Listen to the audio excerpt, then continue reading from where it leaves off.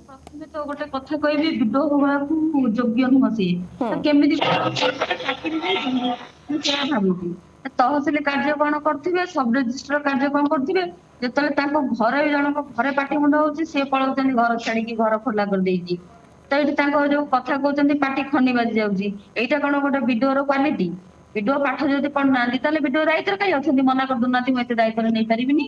କୋଉଠି ନା କୋଉଠି ସେ ଚାରିଆଡୁ ପିସି କଲେକ୍ସନ କରିକି ନେଇ ପହଞ୍ଚଉଛନ୍ତି ଚାରିଆଡୁ ମୋଟା ଅଙ୍କର ଖାଉଛନ୍ତି ସେଥିପାଇଁ ନିରବ ଦର୍ଶା ହଉଛନ୍ତି।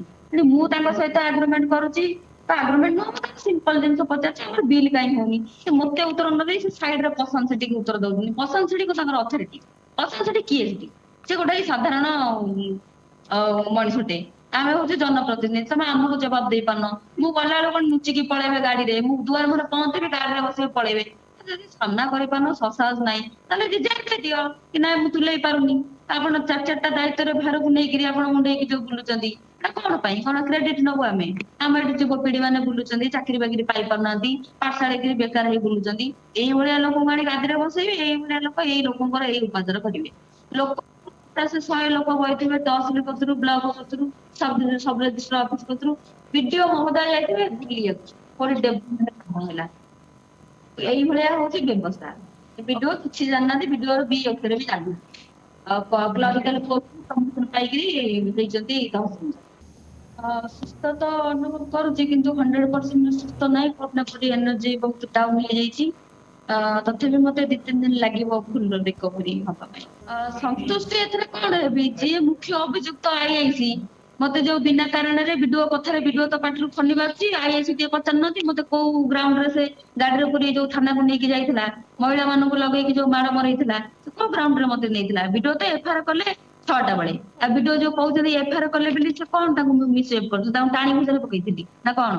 ସେ ନିଜେ କୋଉଠି ନା କୋଉଠି ଅସୁରକ୍ଷିତ ହଉଛନ୍ତି ତାଙ୍କୁ ଭୟ ଲାଗୁଛି କାମ କରିପାରୁନାହାନ୍ତି ଜବାବ ଦେଇ ପାରୁନି କଣ ଏଫଆଇଆର ଟା ଦେଇ ଧରିଦେବି ଆଉ ଏଠି ଆଇଆଇସି ସାର୍ କଣ ତାଙ୍କ କାମ କରିଥିଲେ ତମକୁ ଆଇନର ସୁରକ୍ଷା ଦବାକୁ ଦିଆହେଇଛି ତମେ ଏଇଠି ଆମେ ବି ସୁରକ୍ଷା ଦଉଛୁ ତମେ ଟାଣିକି ନେଇକି ଜେଲରେ ପୁରେଇବ ତମ ମହିଳା କନଷ୍ଟେବଳ ଲଗେଇକି ଏସଆଇ ଲଗେଇକି ମାଡ ମରେଇବ ଏଠି ତାଙ୍କରି ହାତରେ ତଦନ୍ତ ସିଏ କରିବେ କେସ ଆମକୁ ଜେଲ ପଠେଇବେ ଆମେ ଏଠି ଭୋଗିବୁ ଆଉ କଣ?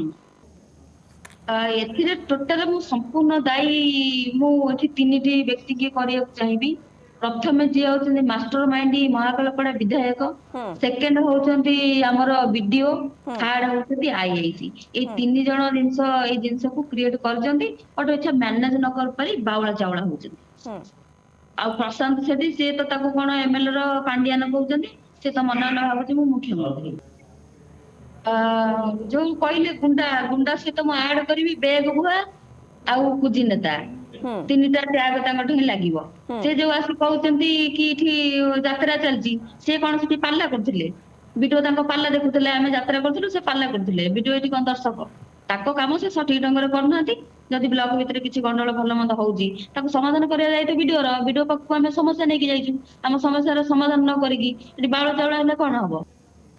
ବିଡିଓ ଯୋଉ କହୁଛନ୍ତି ମୁଁ ଛୁଟିରେ ନେଇଗଲି ହୁଁ ଛୁଟି ନୁହଁ ମତେ ଲାଗୁଛି ତାଙ୍କୁ ଡେଙ୍ଗୁ ଜର ବୋଧେ ହେଇଗଲା ଛାନିଆରେ ହୁଁ ସେଥିପାଇଁ ଛୁଟି ନେଇ ପଳେଇଲେ କୋଉଠି ନା କୋଉଠି ସେ ଯୋଉ ଭୁଲ କରିଛନ୍ତି ତାର ସେ ପ୍ରତିକ୍ରିୟା ରଖିପାରିବେନି ତ ସେଥିପାଇଁ ଗାୟବ ରହିଲେ।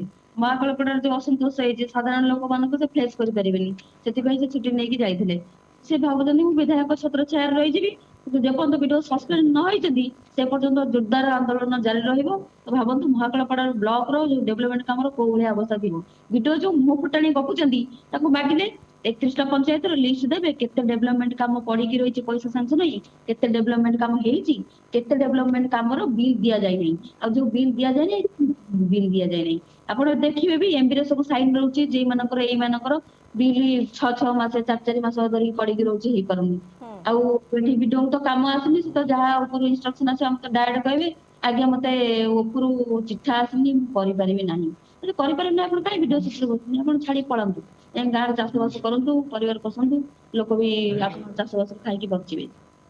ମ୍ୟାଡାମ ଆପଣ ଯୋଉ କହୁଛନ୍ତି ଭୟ ଭୟ କିଛି ନାହିଁ ସିଏ ଭାବୁଛନ୍ତି ବିଧାୟକ ହାତଟା ମୁଣ୍ଡ ଉପରେ ଅଛି ତଳ ମୁହାଁ ତମ୍ପ ପୁଣି ଯଦି ଟିକେ ଡାଉନ ମନାନ୍ତୁ ପୁଣି ଫଁ କିନା ହେଇ ଉପରକୁ ଉଠିବେ ସେ ଭୟଙ୍କର ରୋଲ କରୁଛନ୍ତି ଆଉ କିଛି ନାହିଁ ବିଡିଓ ଯୋଉ ଭାବିଛନ୍ତି ସରକାର ଅଣ୍ଡରରେ ଅଛନ୍ତି ହୁଁ ଏଠି ସରକାର କାହାର ନୁହଁ ସରକାର ଆମରି ପଇସାରୁ ପଇସା ନେଇକିରି ଦରମା ଦଉଛନ୍ତି ସେ ବିଧାୟକକୁ ଟିକେ ମାନି ଦଉଛନ୍ତି କି ବୋଧେ ପ୍ରଧାନମନ୍ତ୍ରୀ କି ମୁଁ ବିଧାୟକ ଅଛନ୍ତି ମାନେ ମୋର କିଛି ବି ହେଇପାରୁନି, ମୁଁ ଏଠି ସରକାରଙ୍କୁ ଦାୟୀ ଦେବିନି, ମୁଁ ଏଠି ଲୋକାଲ ଯୋଉ ପ୍ରଶାସନ ଦେଲେ ତହସିଲଦାର ହେଲେ କି ଆଇଏଏସ୍ ହେଲେ ବିଧାୟକ ହେଲେ ମୁଁ ଏଇମାନଙ୍କୁ ଦାୟୀ ଦେବି, ମୁଁ ଏଠି ସରକାରଙ୍କୁ ଦାୟୀ ଦେବାକୁ ଚାହୁଁନାହିଁ। କାରଣ ସରକାର ଦଉଛନ୍ତି ପଇସା ବିନିଯୋଗ ହଉ, ଲୋକଙ୍କ ଡେଭଲପମେଣ୍ଟ କାମ ହଉ, ଏମାନେ କୋଉଠି ନା କୋଉଠି ପଇସା ଖାଇବା ଚକ୍କରରେ ତାକୁ ବନ୍ଦ କରି ରଖୁଛନ୍ତି, ଲୋକଙ୍କୁ ହଇରାଣ କରୁଛନ୍ତି। ଓକେ। ଆମେ ବହୁତ ଆଗରୁ ବି ବହୁତ ଥର ଯାଇଛି, ମୁଁ 29 ତାରିଖରେ ବି ଯାଇଥିଲି, ସେଦିନର ବି ଗୋଟେ ଭିଜୁଆଲ ମୋ ପାଖରେ ଅଛି। ଭିଡିଓ କହିଲେ ମୁଁ ବିଲ୍ କରିପାରିବି ନାହିଁ, କାହିଁ କରିପାରିବିନି ତାର ବି ଉତ୍ତର ନାହିଁ। ପୁଣି ଗଲୁ ସେଦିନ 11 ତାରିଖ ଦିନ, ସେଦିନ ବି ପଚାରିଲୁ କାହିଁ ବିଲ୍ କରୁନାହାନ୍ତି, ତାଙ୍କ ପାଖରେ ଉତ୍ତର ନାହିଁ। ସେ ଫାଇଲ ପଟା ଧରିକି ଉଠି ପଳଉଛନ୍ତି। ଆଉ କଣ କହିବୁ ମ୍ୟାଡାମ, ସବୁ ସମସ୍ୟା ରହୁଛି, ଗୋଟାଏ ସମସ୍ୟା ନୁହଁ, ବହୁତ ସମସ୍ୟା ରହୁଛି। ପୁଙ୍ଖାନୁପୁଙ୍ଖ ତଦନ୍ତ ହବା ଦରକାର। ବର୍ତ୍ତମାନ ଯୋଉ ଆମ ଜିଲ୍ଲା ପ୍ରଶାସନ ପାଖରେ କୋଉଠି ନା କୋଉଠି ପ୍ରମାଣର ଅଭାବ ରହୁଥିଲା, ଆମେ ତାଙ୍କୁ ଯଥେଷ୍ଟ ପ୍ରମାଣ ଯୋଗେଇ ଦେଇଛୁ।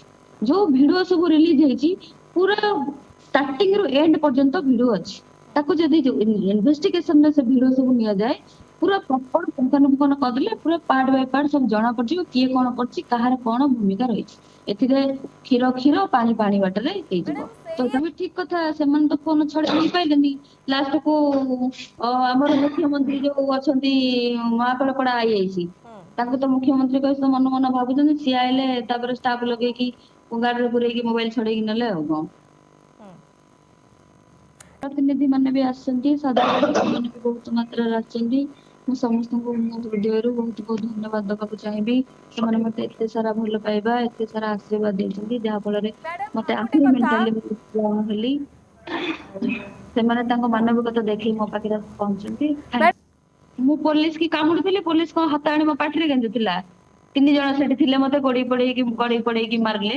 ସେ ପୋଲିସ ଚାକିରି କାହିଁ କରିଛନ୍ତି? ପୋଲିସ ଚାକିରି ଛାଡି ଦଉନାହାନ୍ତି ଯଦି ଗୋଟେ ଝିଅଟେ ତାଙ୍କୁ କାମୁଡି ଦଉଛି।